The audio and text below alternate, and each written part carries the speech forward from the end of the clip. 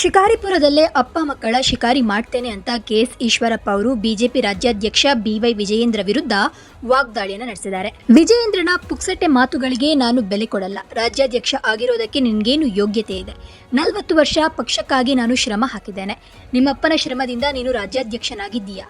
ಈ ರೀತಿ ಮಾತನಾಡೋಕೆ ನಿನಗೆ ಯೋಗ್ಯತೆ ಇಲ್ಲ ಅಂತ ತಿರುಗೇಟನ್ನು ಕೊಟ್ಟಿದ್ದಾರೆ. ಜಿಲ್ಲೆಯ ಜನಕ್ಕೆ ನಾನು ಏನ್ ಮಾಡಿದ್ದೇನೆ ಅನ್ನೋದು ಗೊತ್ತಿದೆ. ಶಿಕಾರಿಪುರದಲ್ಲಿ 60,000 ಇದ್ದ ಅಂತರ 10,000ಕ್ಕೆ ಇಳಿದಿದೆ. ಪಕ್ಷಕ್ಕೆ ನಿನ್ನ ಕೊಡುಗೆ ಏನು? ನೀನು ಇನ್ನೂ ಬಚ್ಚ, ನೆನ್ಪಿಟ್ಕೋ. ನನ್ನನ್ನು ಟೀಕೆ ಮಾಡುವ ಯೋಗ್ಯತೆ ನಿನಗೆ ಇಲ್ಲ. ಬಾಯಿಗೆ ಬಂದಂತೆ ಮಾತನಾಡಲು ಅವಕಾಶ ಕೊಟ್ಟಿಲ್ಲ ಅಂತ ಹೇಳಿದ್ರು.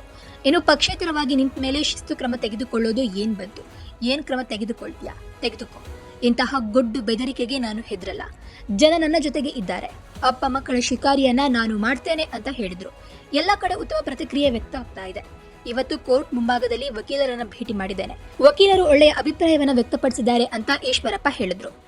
ಸ್ನೇಹಿತರೆ, ನಿನ್ನೆ ವಿಜಯೇಂದ್ರ ಅವರು ಕಾರ್ಯಕ್ರಮವೊಂದರಲ್ಲಿ ಸುದ್ದಿಗಾರರೊಂದಿಗೆ ಮಾತನಾಡುವಾಗ ಏನ್ ಹೇಳಿದ್ದಾರೆ ಅಂತಂದ್ರೆ, ಈಶ್ವರಪ್ಪ ಅವರು ಬಾಯಿಗೆ ಬಂದಂತೆ ಏನೇನೋ ಮಾತನಾಡ್ತಾ ಇದ್ದಾರೆ, ಅದಕ್ಕೆಲ್ಲ ತಲೆ ಕೆಡಿಸ್ಕೊಳ್ಳಲ್ಲ. ಬಿಜೆಪಿ ಅವರ ವಿರುದ್ಧ ಶಿಸ್ತಿನ ಕ್ರಮವನ್ನು ತೆಗೆದುಕೊಳ್ಳುತ್ತೆ ಅಂತ ಹೇಳಿದ್ದಾರೆ. ಇದಕ್ಕೆ ಇದೀಗ ಕೆರಳಿ ಕೆಂಡವಾಗಿರುವಂತಹ ಈಶ್ವರಪ್ಪ ಅವರು ಬಿವೈ ವಿಜಯೇಂದ್ರ ಅವರಿಗೆ ಬಾಯಿಗೆ ಬಂದಂತೆ ಬೈದಿದ್ದಾರೆ.